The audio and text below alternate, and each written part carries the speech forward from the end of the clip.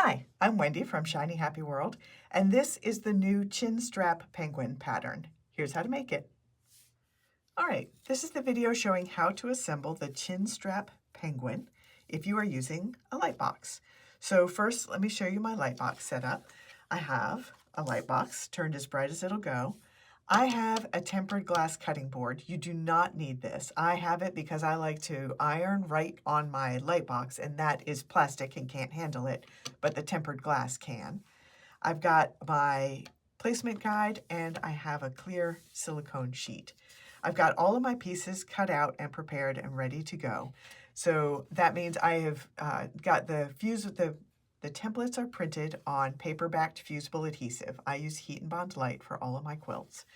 I fuse it to the wrong side of the fabric, and then I cut it out on the solid lines.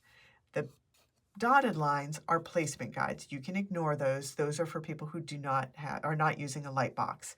The one thing that you do need to have is this line here. That is not a cutting line.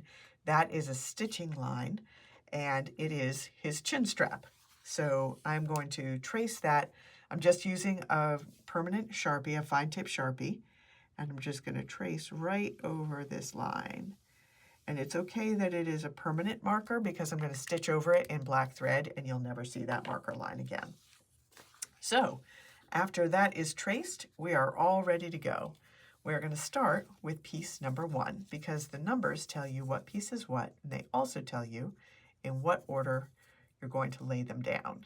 So we're going to start with piece number 1, which is one of his little wings. And then number 2 goes on the other side.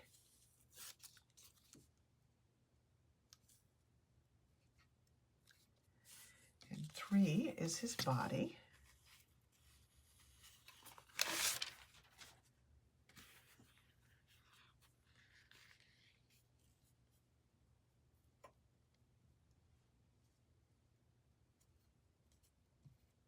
Okay.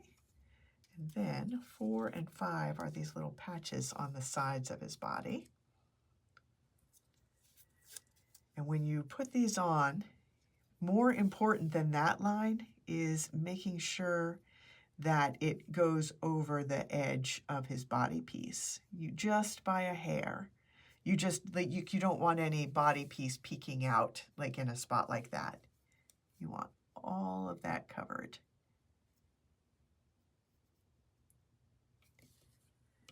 Same thing on this side. So obviously look at that line. That's going to tell you where it's going to be placed here. But then the most important thing is getting all of that white edge there covered. All right, so now 6 is his little, it looks like he's wearing a helmet.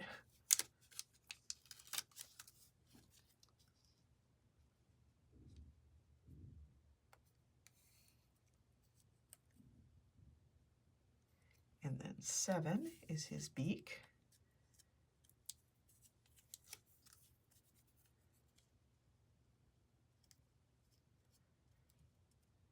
And then 8 and 9 are his eyes. So he's a cute little guy.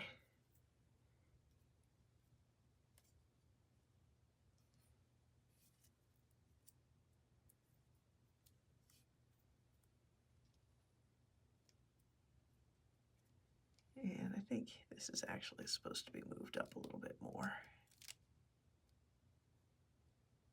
Here we go.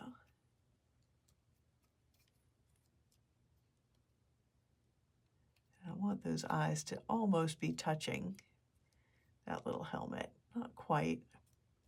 There we go. All right, so now I'm going to tack all these pieces together.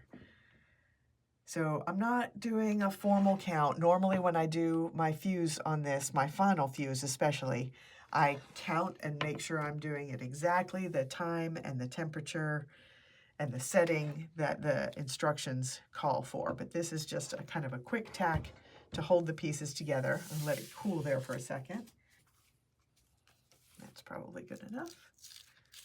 Now we're going to carefully lift up all of this one big penguin now. And this is the block I'm going to fuse him to.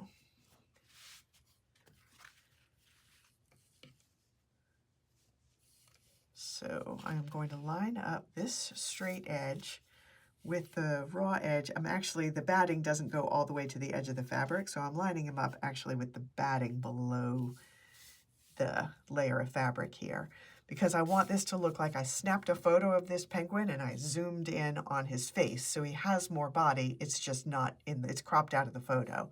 And to get that look, I want this raw edge of fabric at the bottom of him to be sewn into the seam allowance at the bottom of the block. And that's going to give that look. So now I'm going to do a proper fuse, which is going to take more time, so I'll fast forward through it. All right, so this is ready for outline stitching. So I'm going to bring it over to my sewing machine, do all of the outline stitching, and then I'll bring it back here and I'll show you the finished penguin and also show you 2 other versions I made in different colors. All right, here is one finished Chinstrap penguin. I just love the name. He does look like they're wearing a little helmet with a little chin strap on him. So I made this one in classic black and white on a colored background, but I've made a couple of other color versions too. This one I actually used grays instead of the blacks. It is for a Polar Pals bundle that I'm making where the animals are all in a little bit more softer desaturated colors and all on the same hue of blue in the background. So he can't be in the Arctic chill pattern because penguins don't live in the Arctic, but I'm adding a Polar Pals bundle that you can mix and match with the Arctic chill bundle, and so that way I can get some of those fun polar animals in there as well. There's some fun Antarctic animals as well. But I've got one more version I made. This one is just classic black and white on an icy gray background. So that is the new Chinstrap penguin pattern. You can get it at Shiny Happy World. I'm Wendy, and I will see you next time.